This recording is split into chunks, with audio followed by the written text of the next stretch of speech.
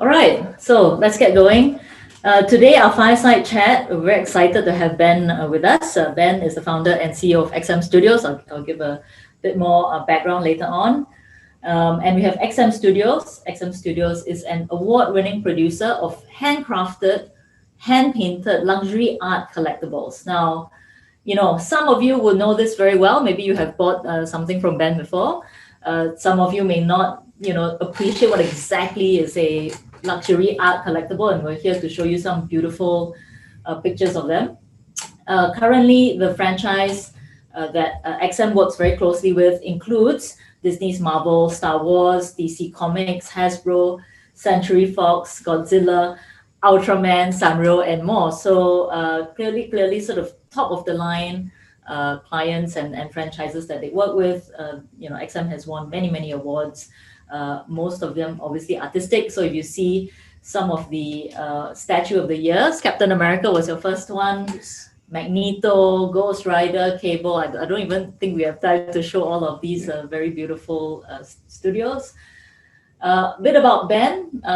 Ben is Singaporean, and I think started off actually in maybe 2 decades of comic book and collectibles. I think there will be a very exciting discussion about the evolution of that.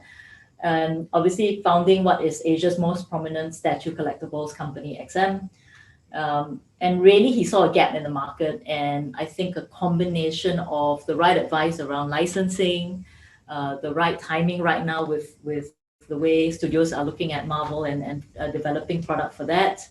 And we look forward to hearing his story because actually it's a very interesting story. Just a short one about myself. I'm the Chief Commercial Officer of edX, and I come from the finance side, so this would be a very interesting confluence of finance and beauty and art. But a little bit about edX.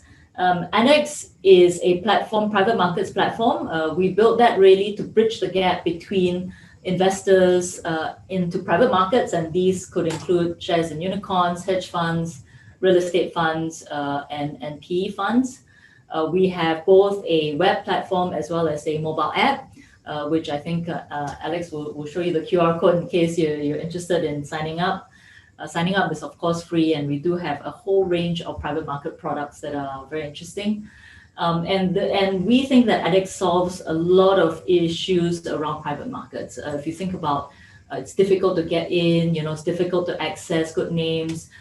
Even if you buy, you have to hold 10 years. And where edX wants to solve is actually all of that. So we take, for example, VC investment, a VC fund investment down to $10,000, and you can actually trade it in the secondary market. So you don't have to wait for 10 years to get your money back. You can, look for a potential buyer on our platform after you have subscribed to that. So we think that this is very appealing for all our accredited investors. Well, not just Singapore. We actually have many investors around the world. I won't spend too much time on this because that's not really what we're here to do. But we do have hedge funds, real estate funds. We have commercial papers. We have bonds. But we are also obviously going to launch a number of very exciting pre-IPO opportunities as well in the near future. So if you want to just quickly scan the QR code, I'm sure Alex will provide that to you after this. I think we should be ready to start the fireside chat. So, sorry, before we do that, we do have some time for Q&A. So please ask questions. I'm asking a lot of questions. I'd love to hear everybody else's questions. There is a Q&A chat bar right where the Zoom is. Please feel free, and we can take that as the last 10-15 minutes of the segment. So Ben, this is very interesting to me. I love the fact that this is a homegrown SME who've really conquered in a global sense what is actually a very complex market, right? Can you share with us a little bit? You came from very humble beginnings. We talk about that $1,000. Can you maybe go back into a little bit of history and share with our webinar participants here, your story around that $1,000? Sure. First of all, thank you, OE, for having me here to share my companies and our growth together with our collectors and fans and people out there. So it goes all the way back into 1995, right? when me and my brother and my friend, we started a comic book store in a small shop in Chinatown in Singapore, right? So, and because of some small incidents, we get to know about airbrushing, and that's where it spin off the whole uh, things that we are doing now. So in 1997, after 2 years of practicing airbrushing, right? So first of all, we are not art students. We don't have any background. We just take up the brush and we just paint and we practice, spend 14, 18 hours a day. We practice and practice until we learn. So in 1997, this opportunity to where a friend of mine offered us to take over a hobby store over at Bras Plaza complex. And at the end, he gave me a proposal that I only need to pay $1,000 a month for the rental. And I had this discussion with Singh, who is our current creative directors in XM Studios. So Singh was saying that we don't have money, to pay the $1,000. And after some discussion, so he told me, why don't you take like $1,000 of school fees? So at that time, he's still in Ngee Poly. I dropped off from Poly's after O levels, right? I went to Poly and I dropped off. Then we decided to go for it, right? Using the $1,000, we took over the so-called hobby store at Bras Plaza, and parents didn't know about it until the school called, right? Hey, your son didn't pay school fees, and then it's like, the parents start to inquire about it, and then end up knowing that we actually took over a comic book hobby store, I would say, in Bras Plaza. And then I get some scolding from my parents, from my fathers, and saying that, I shouldn't be, I should go and get a normal job rather than, playing with toys every day. But my mom was very supportive of it, but then we showcase to our parents saying that we love what we are doing. I think there's something that we can do here, maybe as a career, in 1997. And subsequently, they gave us their full support. So as a start, it's quite difficult, So I have discussion with Singh that how do we build the community? So to do that, we started to give classes, airbrushing classes, and it's like $50 for 8 lessons, So we started teaching, and for 12 years, right, we have around 4,000 to 5,000 students, and it forces us to learn even more, on painting. I mean, if you want to teach people how to paint, you make sure you're good at it. So you spend even more time dwelling into the airbrushing, the painting skill, and then subsequently learn how to do productions of statues, designing, and we mastered the trade over the past 20 over years. So it's in this one occasion in 2012, where the company start to grow. We start to have more students. We start to do more projects for ministries. We start to build like life-size statues, for Vivocity, for Universal Studios. But it's very tiring job because it's very physical. We need to go on ground. We need to climb scaffolding, rain and shine. So in 2012, this one, incident when we are back from our outside job, right? We were tired. I was talking to Singh. I say, what are we going to do 10 years later when we are old and we can't climb the scaffolding? He said, well, we can find other jobs, right? You say you can go back to become a sales, you can go back to be a taxi driver, so anything, right? As long as we have hands, we can work. That's made me rethink into my business. I said we are master artists after so many years, and then end up that we cannot continue on what we are good at.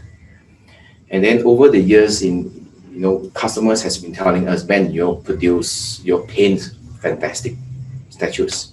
Your paint job is so beautiful. You should really think into maybe getting license, or coming out your own design, your own brand. That's what made me rethink about, my businesses. So we started XM Studios in 2012, and we decided maybe we should look into licensing. So it took us almost 2 years to got our first license from Disney under Marvel, right? So Marvel at the time was under Disney, I would say. So we took we got our first license from Marvel in the end of 2013, where we launched our first tree design. It was tough. We don't really have money. The whole licensing deal cost maybe around 250,000. For raw. That's a lot of money. There's a lot of money, right? And it was tough, And I managed to gather 50,000, right? Get some friends to come in as shareholders. My mom loaned us 30,000. With this 50,000, I have a discussion with Disney. Can we have an installment payment? I said, okay, you can pay by installment. So upon signing the contract, I paid them 50,000, and that's it. So I'm thinking I don't have any more money to start my design. So I call up all my customers and students over the years. I say, hey, we already got a license to produce licensed statues. Are you able to support me? So we show them the tree design that you want to produce at that time. They say, okay. I say, I just need $200 deposit from you, to secure the order. And when it's produced, you pay the rest. So we were quite lucky to got 100 customers support us. Wow. So we get 20,000 from there. So with these 20,000, I go into prototyping, to get the tree statue out, and then just in time to have it in our first Comic-Con events, in Singapore. And we got a very small booth, 3 by 3 meter, and we put the 3 statues there. The whole family was there. We invite the customers to come and see. I say the prototype is ready. Please come and see. This is what you're going to get end of the day. And through the 2-day sales, we managed to sell another 100 pieces. Wow! Where we get another 20,000 because we collect around $200 deposit each. So and then I discussed with Sing and say, Sing, we need to start production, right? We have this 20,000 in hand. So me and Sing, we fly over to China. We got some contact with factories there. So we found a few factories, discussed with them, and managed to talk to one of the factory that is even as of now still doing production for us, our very first factory, contractor factory. So I say, they say they have no issue producing the statue for me, but they say that, but then I say I do not have money. I only have 20,000. They say, when do I get out of the factory? I say, no. So we managed to find that the owner is actually a Hokkien, right? Okay. I say, I'm so Hokkien. Then we go and try. Hey, actually, we're from the same province, this and that. I say, why don't you help a fellow, Hokkiens? Yeah. Then the owner was saying, okay, I'll help you. So using this 20,000, we start to do small batches of production, right? When starting from the very first statue, which is Captain America, yes, which won the Statue of the Year in 2013, right? So we churn out batches by batches. When it's done, we send it to the collectors. We collect the balance, then we fund the thing again, and we continue doing that on our fifth design. But the sales is not really good at that time because our price at that time was highest in the market, right? So a normal statue may cost around $400 US dollars. We price ourselves at around $900. Wow. So a lot of collectors were saying, how, it's expensive. Who is XM Studios? Yeah. Which brand is it? You're new in the market and you're pricing it so high. I don't think you can survive even for a year. But my thought is that we want to do the best quality statue out there for collectors. And I believe that I can get the 500 customers to support me. So as you know, collectible statues, we limit the edition runs. So the first 3 design, we limit at 500 pieces per design. And every piece have their own individually unique number, so-called 16-digit code that we put to it. At that time, we were thinking, how can we safeguard our collectors' investment or purchase? So with this 16-digit unique code, so they will not, they don't have the afraid of buying a fake statue out there. And then they can register in our portal and they get the number under their names. So that's a very good move, I would say, at that time. And collectors really like it. So it takes quite a while. Sales is not very good. until we decided to design a so-called a grill in our industry. Grill means it's a piece of statues that every collector should want to own it. You know, so it took us, me and Sing, around 5 minutes to design at that time the Magneto on throne, which put us up in the industry, in the map. You know, so when we launches that design, you know, the collector community is like in awe. Wow, they say, how can you come up with such fantastic ideas and design? You know, we modernize, you know, the costume, the switch out head, the storytelling, and we sold out 800 pieces within a day. Wow. You know, and then the rest in the coming months. You know, and that's what put us up on the map. You know, when people start to see XM Studios, you know, in the statue market, and years after years, you know, we won a lot of award. You know, and we always very engaged in the community. You know, that's what makes us a big difference. And when you say community, I mean, this is not just Singapore, right? I mean, it's Yeah. clearly a very global community. Yes, yeah. How much of that do you see US versus Asia and you know, the growing middle class in Asia? Of course, all this started from the West, right? So they are already companies in the market that's doing all these statues, you know. And as of now, I would say that our collector base, I would say, is 30% from US, Europe, 30% from Southeast Asia, and 30% from China, and the rest from 10% is other countries. Yeah, so there's quite a balance numbers of collectors. Yeah, but these few years I can see a very big growth in our Southeast Asia and in the China market. And you know, I think you went into a space that was very new, right? I mean, it was a very small market at that time. And you clearly have had to go through a lot because you didn't have a template to copy off. You didn't have another business to sort of say, oh, this one did that, right? You were really sort of pioneering your craft. What kept you going? So, like I said, there are already studios doing it at that time, but the way they create the statues and I would say the art direction is different. Right? When we come on board, what we want to do is we want to extend the experience of the IPs, you know, to the consumer back home. So I was thinking, how do I do that?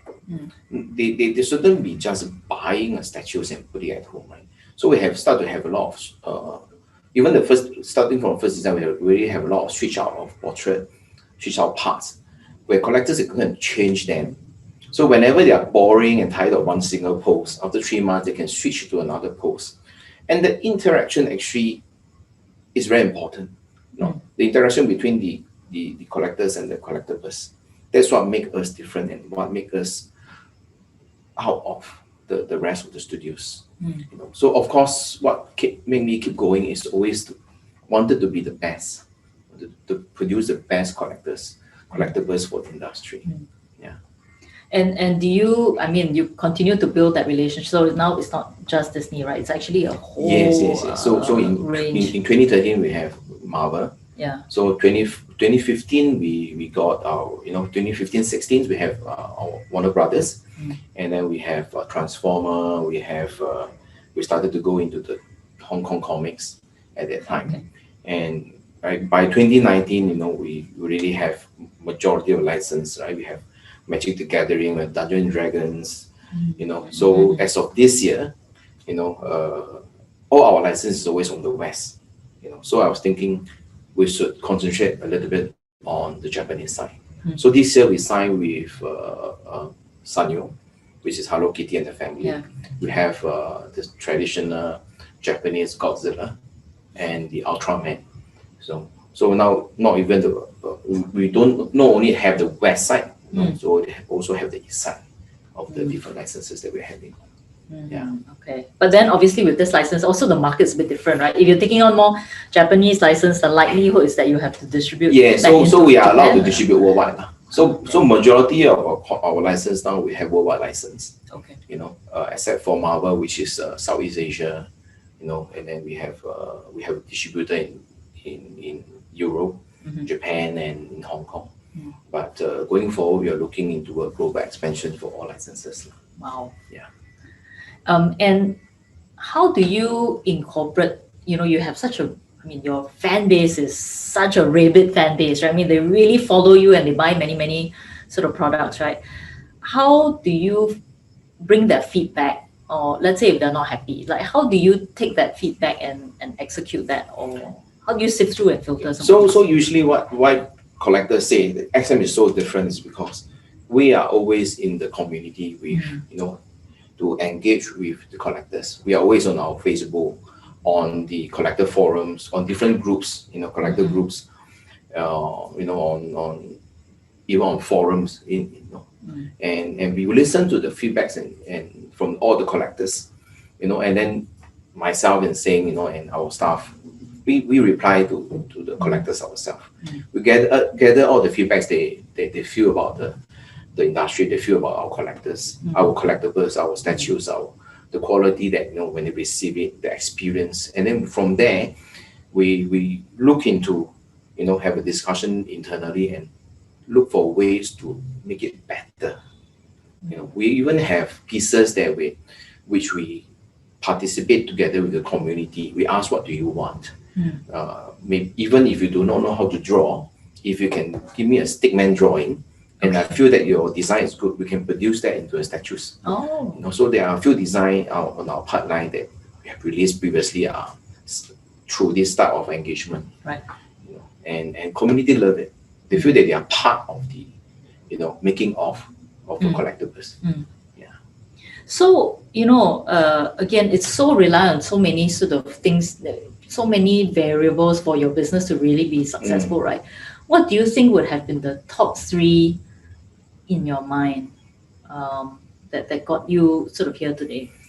So I would say definitely the 20 years of experience, in the industry, in the painting. First of all, you need to know, you need to provide a very good quality product, and the production behind, the engineer behind it doesn't form in the day. It took so many years of experience that we have.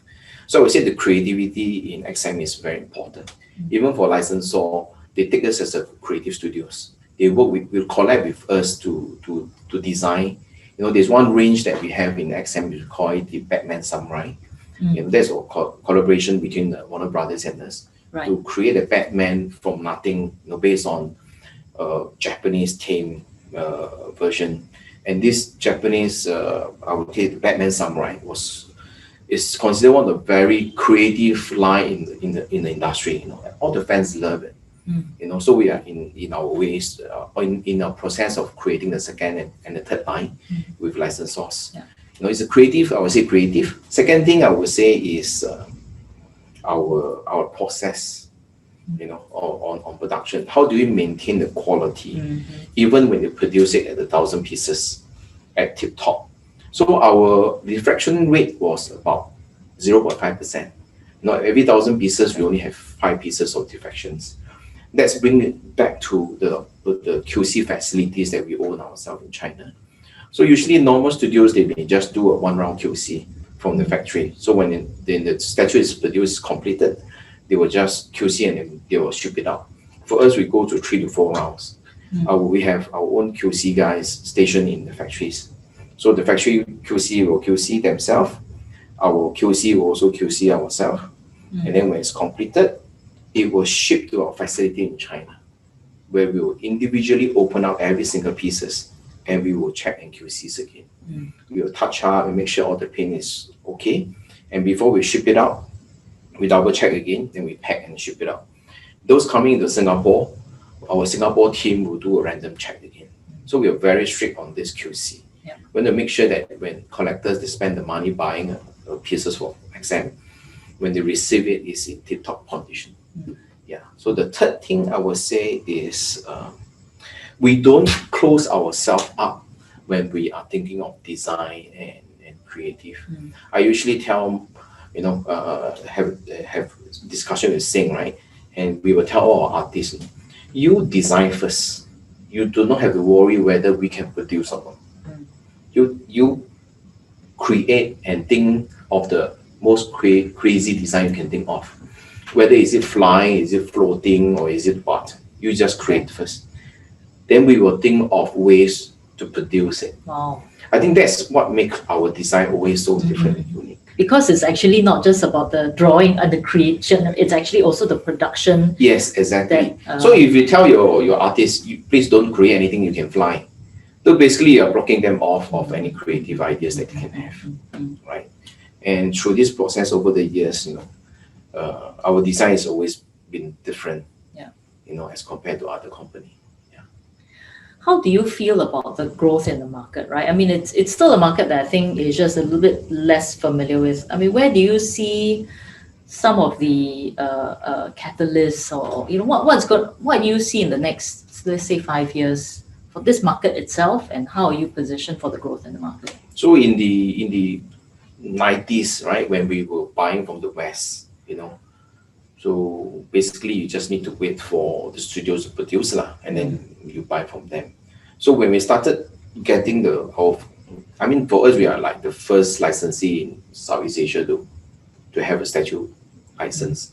So when we start to produce this, I would say these Southeast Asia collectors here, they feel that it's so easier to get a piece of our statues, and with the marketing and from us and marketing from the licensor themselves, right? They're putting out a lot of contents and media, movies, games, and more people get to know their characters and IPs in this part of the world. And when we are pushing our products, that's what also makes it always a sellout.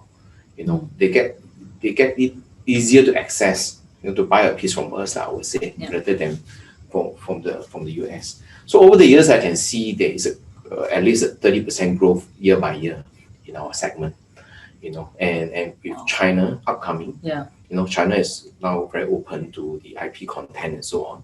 With China, with India, upcoming, I would say that the growth in our Asia Pac is huge, right?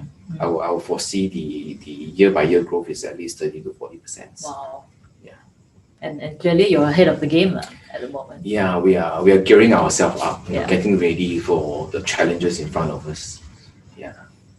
What do you and where do you see the challenge? Do you see competition? Do you see? I always have a talk in the company that we do not compete with anyone outside. We should compete with ourselves, right? How do we? So Captain America win the best statue, right? In 2030. How do we make a better Captain America as compared to that? How do we make a better Magneto? They put us up on the map. So usually we are actually competing against ourselves rather than with other companies, right? So we always try to come up more and more creative design, which lead us to a lot of fantastic, creation over the years. I think you all might have seen some of the images, the Batman Sanity, and the Wonder Woman, the diorama. These are all crazy ideas that people will not think of doing it. Yeah. So when we launch it in the market, we sold 500 pieces of Sanity within a day. It was retail at 3,500. So this year we launches our Wonder Woman. Retail price was also around 3,600, and we sold around 800 pieces within a week. So you can see that the collectors love, really love our design and the quality that we're putting out. So do you see your collectors? I know this is a gender question. Mostly men. Are you catering to the women collectors as well? Yes, yes. 98% are all guys, right? Our boys, big boys, I would say. Which is why this year, apart from Sanyo, right, we also signed our license with Disney under Mickey Mouse and Friends. And under Warner Brothers, we have a chibi selections. So we are churning out more women collectibles. I'm sure Wonder Woman or a version of Black Widow is going to be very appealing, right, to women? It's appealing, but it's not as appealing compared to Hello Kitties. Really? To Mickey Mouse, Minnie Mouse, Women love all these cute characters. So apart from the premium that we have now, now we are coming into the mid and mass market, where we bring the price down for collectors. Always ask me, Ben, your statues are also expensive. I can't afford to buy them. But I love your quality, I love your brand. That's what makes us into coming out a new range of mid and low tiers collectibles. Okay. Yeah, for the mass public. Yeah. Does that require, that also requires some pivot? Are you going to have to use a different production process or a different partner in China, in order to adjust for that? So basically, people, factory that produce a high-end luxury, you ask them to produce a mid and low range, it's like so easy. Lower range is much easier in mass, I would say, but it's not so much on the production quality I'm worried about, because we are very strict in quality. It's more on the new creative concept that we can bring to the industry. What type of mid and mass range we can bring into the industry, right? We will have big use of the creative that we have, to redesign. I would say maybe to give some new, ideas into the IPs, to make it different. Yeah, that's the more challenging. So of all your top collectors, on average, how many pieces do they end up buying? Collectors, they start with one. They never end with one, right? So I think I would say normal average collectors have at least 30 pieces. 30? Yeah, 30 is not a lot. Just okay. They're just looking at one full case of display. 30 is not a lot. I have those people that owns a few hundred pieces of our product. I was also puzzled. I said I only have 200 products in the market. How can you own more than 500 pieces? Then the collector said, I buy multiple of one pieces. I have one set I put in my house in Hong Kong, one set I put in China, and another set I put in Singapore. So everywhere I go, I want to see my collectibles. Then I was like, oh, okay, so you actually love us so much, right? To want to see our collectibles every day. Yeah. And presumably it's changeable, right? Interchangeable. Exactly. So you can, some change pieces, the look. yes, yeah, they buy two pieces and then they change it differently to have a different feel. Yeah. So a big part, huge. I would say that at least 20 to 30% among our elite collectors buy more than two of a kind, because they can display differently. And I assume, obviously, for that price point, your collectors are also obviously professionals and yes, I would say so, because our statues well. is not expensive. It's not cheap, I would say, right? I mean, but even though $1,000 is not so bad for a beginners to want to start collecting. Yeah, start collecting, right? So we are working towards that, to tell collectors, right? You don't need to be very rich to start collecting, right? You can slowly build your collection over the years. And give yourself 3 to 5 years. You should have a very good collections, and buy what you like. Okay. Don't buy because of a hype, because people say it's cool, because community say you have to buy it. And I always tell my collectors, buy what you like. That's most important. Yes. Yeah. So I'll do a few more questions before we open up for Q&A. How has COVID impacted your business? So I would say COVID does impact a lot of our businesses, right? As compared to 2019 and 2020, our sales was tripled as compared to 2019. Because of COVID, more people stay at home and they cannot go to vacation. They basically spend more money buying our statues. So I even got email from a collector saying that, Ben, because of COVID, I lost my job and I have to sell the statues. But because the aftermarket price is so high, and I actually make more than I spend, so he said thank you, that we have helped him to tie off this time. And he said when time is better, he'll come back and buy more from us. So these are things that we never thought of that the price will go up so high in the secondary market. So our statue usually the price raised from 30 to 300%, from retail price in the secondary market. And yeah, I mean, we didn't expect that, So and this year we are doubling what we do last year, in terms of sales. So it also make us look into how we actually market our statues. We used to do 13 to 15 events in Comic-Con worldwide, before COVID, right? We will travel to every country to meet with the fans, say hello, this and that. But because of COVID, this event is not happening. Yes. So we look into more online engagement now, and we found that a lot of new collectors actually do not know about XM at all. They say that, oh, I'm not on Facebook, I'm on Instagram. So we have a new Instagram account. Oh, I'm not on Instagram, I'm on Twitter. So we open the Twitter account. So now we have get ourselves engaged in different platforms. In China, we have Weibo, we have Bilibili, and then we have Facebook, we have Instagram, we have Twitter, we have Pinterest. This is all the different platforms. Yeah. And we start to put out marketing in Google, and we get more and more new collectors. And when they see our product, they're always like, wow, I never see something like that. Yeah. So it's also helped us to look into our marketing side, and I would say that our online presence, our growth, my team, when they share with me, it's like 8,000 increase in online presence, So I said, wow, it's 8,000% a lot. They say, yes, it's a lot. So everything you post out now, you get at least 1 million impression, people looking into it and know about the company. Yeah. So that's definitely a good start for us. Yes, and also a good way to also gauge maybe interest level for each of the things. Exactly, and then we start to get feedback saying that, hey, do you have more cute, collectibles? Right. Do you have cheaper collectibles? That's what make me we look into the business again. Apart from the luxury that we are doing, and we will continue to do that. We will launch the mid and mass tiers. Okay. Yeah. So how big is the company right now from an employee size? We have around 70. Okay. Most of that creative, or? I would say yes. 70 is our full-time staff, but we have at least 80 artists that we contracted out there that is helping us on the creative side. Yeah. Now we set up a new creative team in Indonesia. We set up a creative team in US. So we have artists from around the world working with us.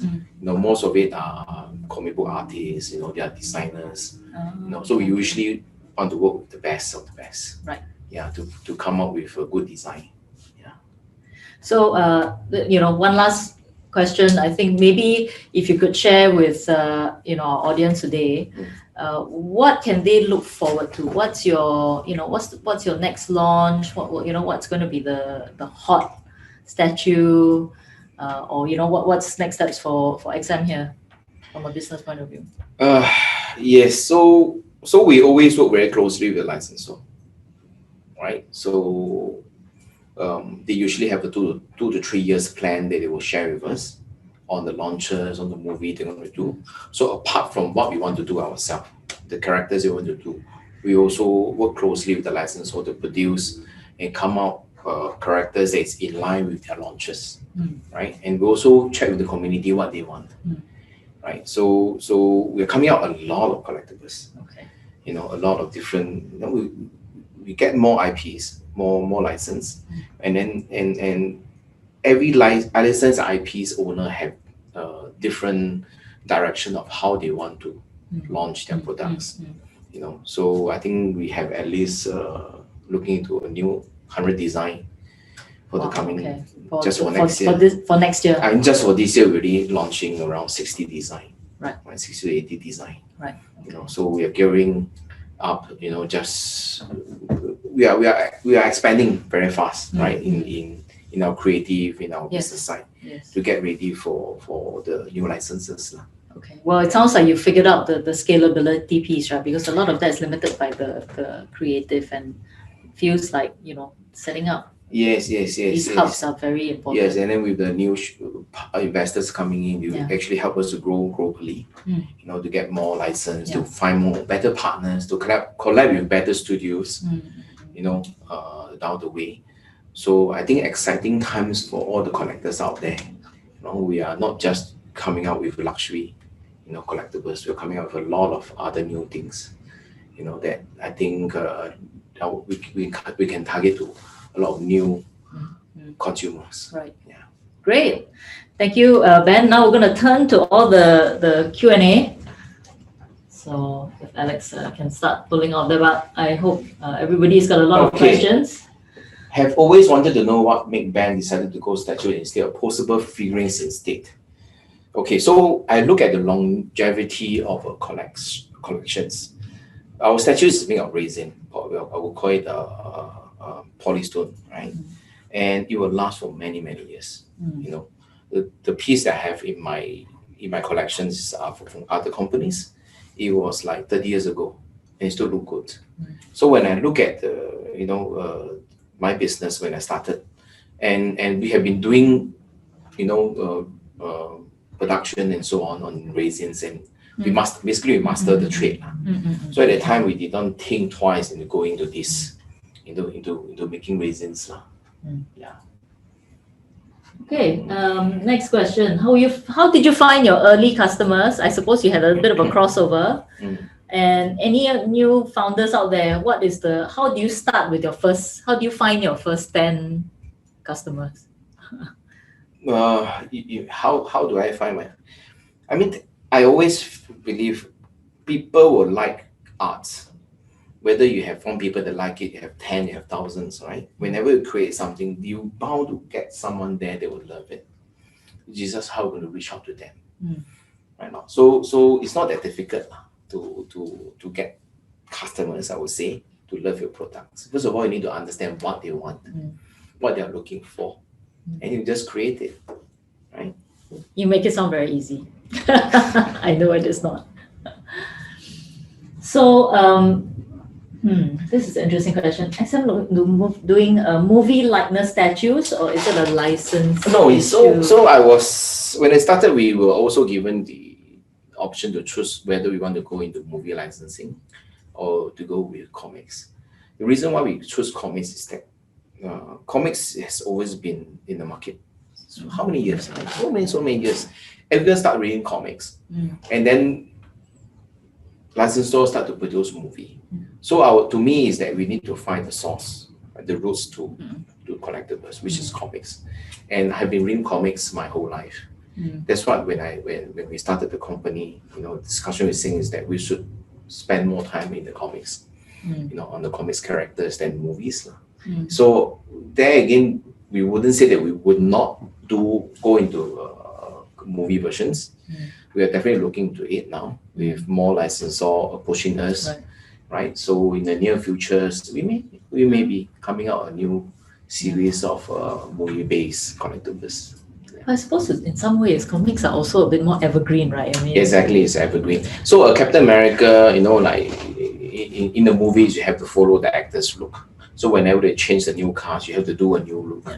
But in comics, basically, you can redesign how they want the looks like, as long as they are in the Captain America suit. Right? Yeah. So I definitely prefer comics more than the movies.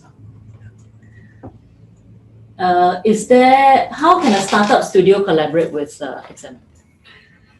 How can a startup? We did have collaboration. Okay, so we have a collaboration with some studios in the past few years. Even as of now, we're still continuing.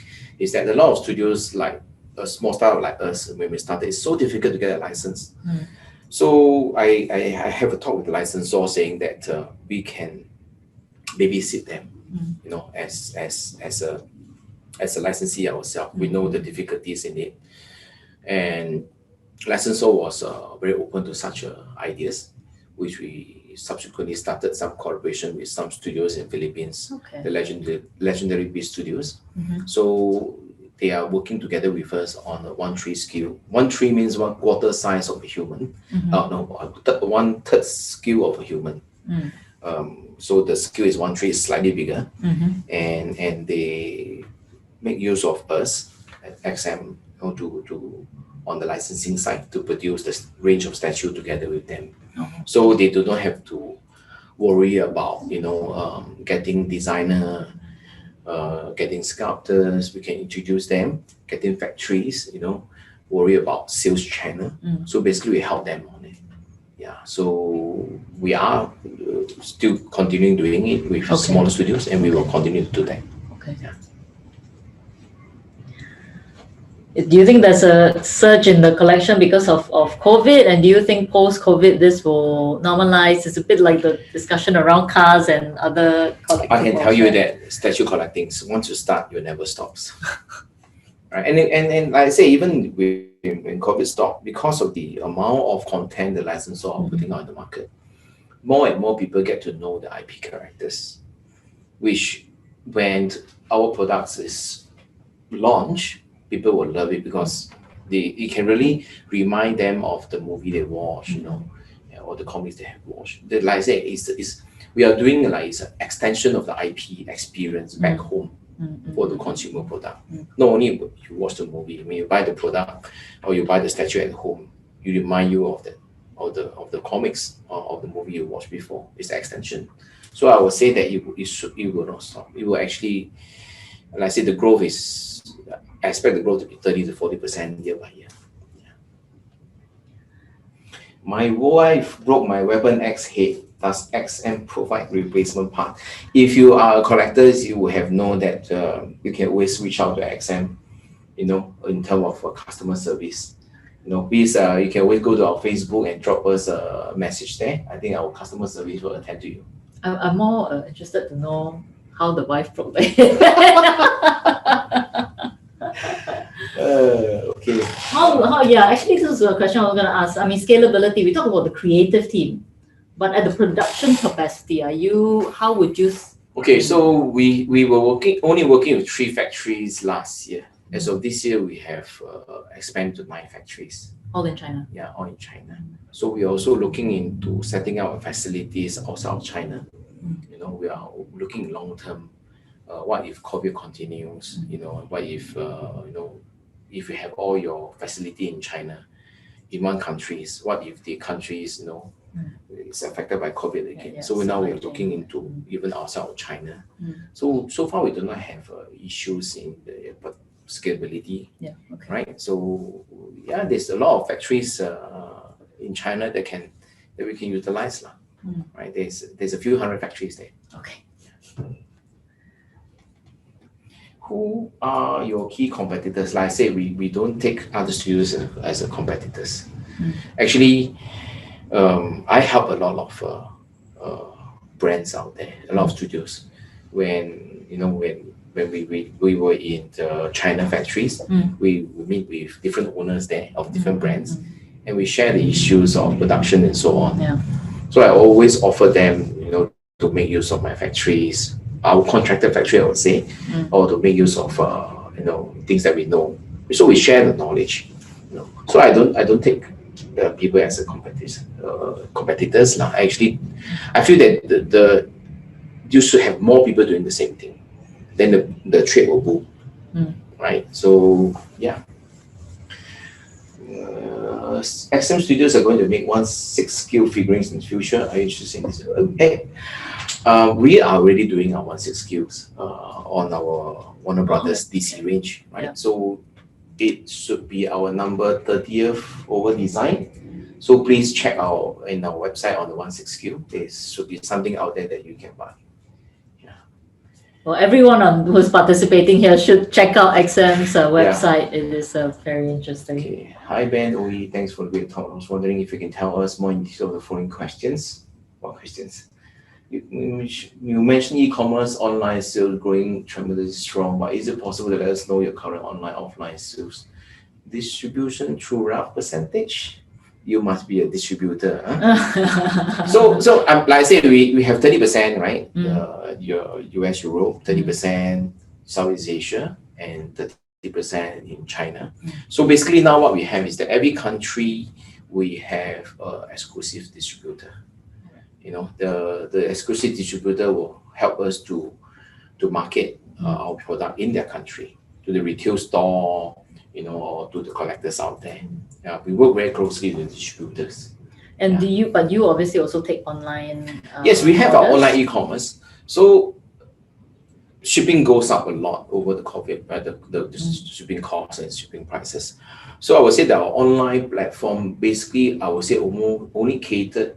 Most of the people that buy are usually from Singapore. I see. And from the nearby countries, because all our statues are limited editions. Mm. So if our distributor in Thailand run out of stocks, there's no way that they can get from there. They can only purchase from our platform. Okay. So we are still servicing, of course, the main collector group, and as long as they're willing to pay high shipping prices. But usually I would advise collectors to buy from their respective distributor in their countries. Okay.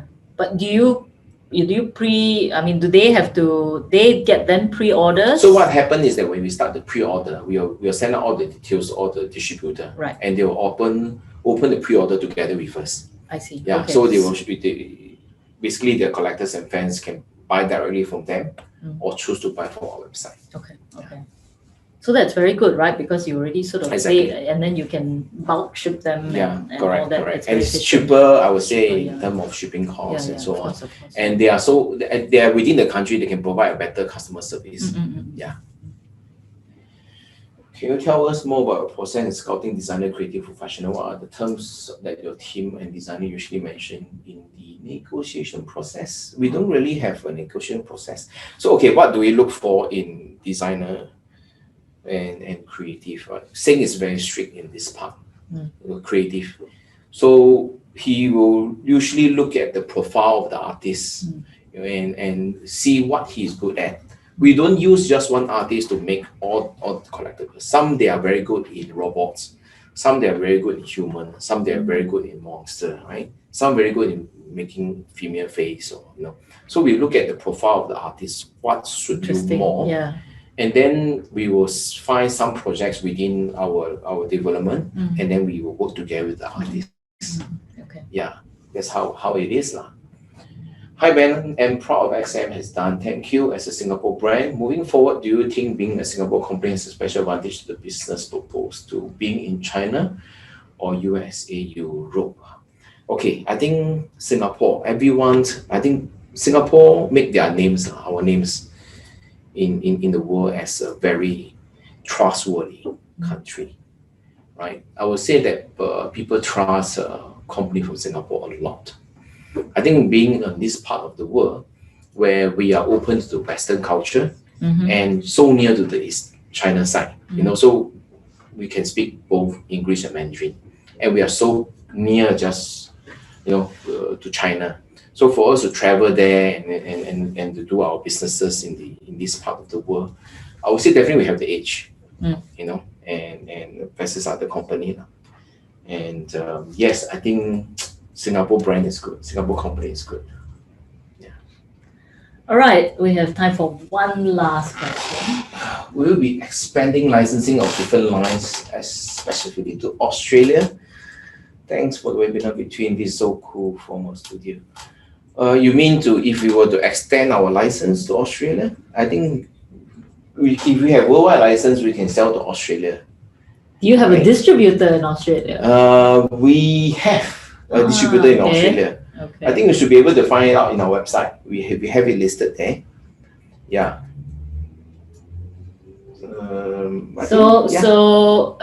I think that comes to the end of the questions. Thank you very much. I just want to remind everybody out there, if you're interested to sign up, both as a XM fan, I think Ben would be very happy with that. I think everything is on your website. Our website. xmstudios.com. .com. And those who are interested in private investments can go scan the QR code. There's a special code for everybody who's attending this webinar today. And everything is app-based, so mobile phone based, so it should be quite quick. But I love the whole creative process. It sort of, and your business, right? It really reminds me of even though we're doing fintech, very similar. You're really opening a new ground. How do you keep going and using your industry knowledge to actually path a new pathway for yourself? Yeah, great. Thank you, Ben. Very nice to have you. Thank you, everyone who's joined us. Thank you, everyone. We will see you all soon. Yeah. Good evening.